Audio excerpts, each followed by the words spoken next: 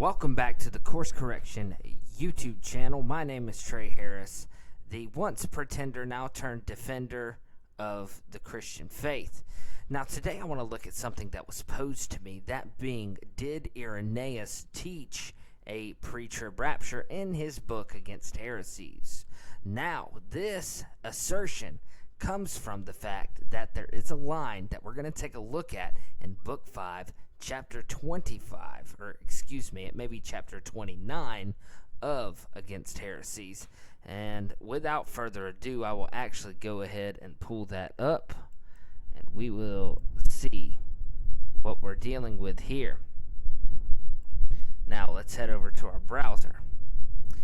And as you can see, this is Chapter 29. All things have been created for the service of man, the deceits, wickedness, and apostate power of Antichrist. This was prefigured at the deluge and after by the persecution of Shadrach, Meshach, and Abednego. Alright, and the line we're looking for is right here.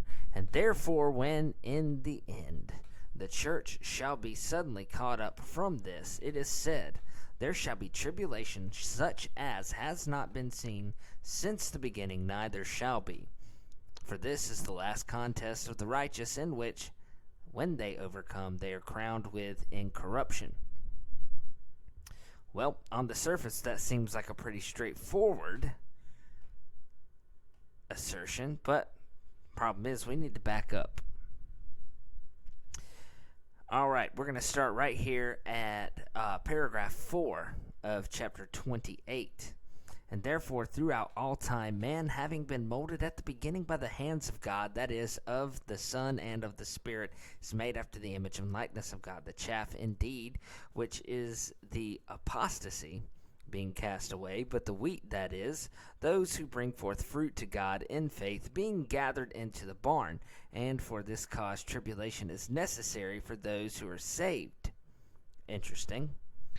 That having been after a manner broken up and rendered fine and sprinkled over by the patience of the word of God, and set on fire for purification, that they may be fitted for the royal banquet. As a certain man of ours said when he was condemned to the wild beast because of his testimony with respect to God, I am the wheat of Christ, and am ground by the teeth of wild beasts, that it may be found the pure bread of God. And so now when you take that in mind, we have it over here. And let's back up. We're going to read the whole paragraph just for context. In the previous books, I have set forth the causes for which God permitted these things to be made, and having pointed out that all such have been created for the benefit of human nature, which is saved, ripening for immortality, that which is possessed of its own free will and its own power, and preparing and rendering it more adapted for the eternal subjection to God. And therefore the creation is suited to the wants of man, for man was not made for its sake, but creation for the sake of man. Those nations, however, who did not of themselves raise up their eyes unto heaven, nor return thanks to their Maker, nor wish to behold the light of truth, but who were like blind mice concealed in the depths of ignorance, the word justly reckons as waste water from a sink, and as the turning of a balance, in fact, as nothing, so far useful and serviceable to the just, and as stubble conduces toward the growth of wheat, and its straw by the means of combustion serves for working gold. And therefore, when in the end the church shall suddenly be caught up from this, it is said, there shall be tribulation, such as has not been seen since the beginning, neither shall be. For this, what?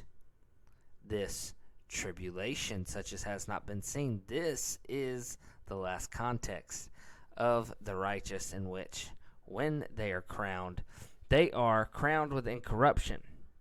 And let's continue.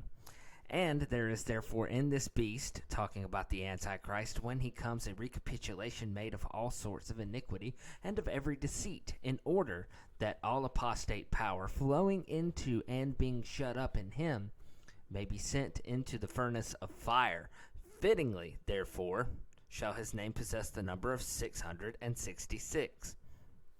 since he sums up in his own person all the commixture of wickedness which took place previous to the deluge, due to the apostasy of the angels. For Noah was 600 years old when the deluge came upon the earth, sweeping away the rebellious world for the sake of the most infamous generation, which lived in the times of Noah. And Antichrist also sums up every error of devised idols since the flood, together with the slaying of the prophets and of the cutting off of the just, for that image which was set up by Nebuchadnezzar had indeed a height of 60 cubits, while the breadth was 6 cubits, on account of which Ananias, Azarias, and Mishael, when they did not worship it, were cast into a furnace of fire, pointing out prophetically by what happened to them the wrath against the who?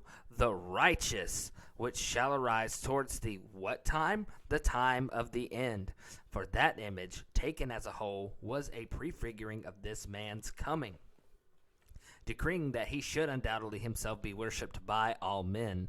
Thus, then, the 600 years of Noah, in whose time the deluge occurred because of the apostasy, and the number of the cubits of the image for which these just men were sent into the fiery furnace, do indicate the number of the name of that man whom is concentrated the whole apostasy of 6,000 years, and unrighteousness, and wickedness, and false prophecy, and deception, for which these things sake a cataclysm of fire shall also come upon the earth.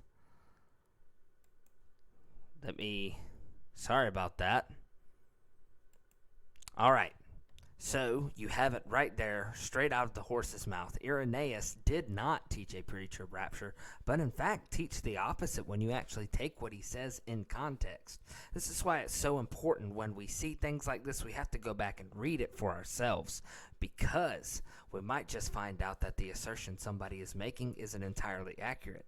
Now, that's not to say that everybody who poses this is trying to intentionally spread a false doctrine or a false teaching.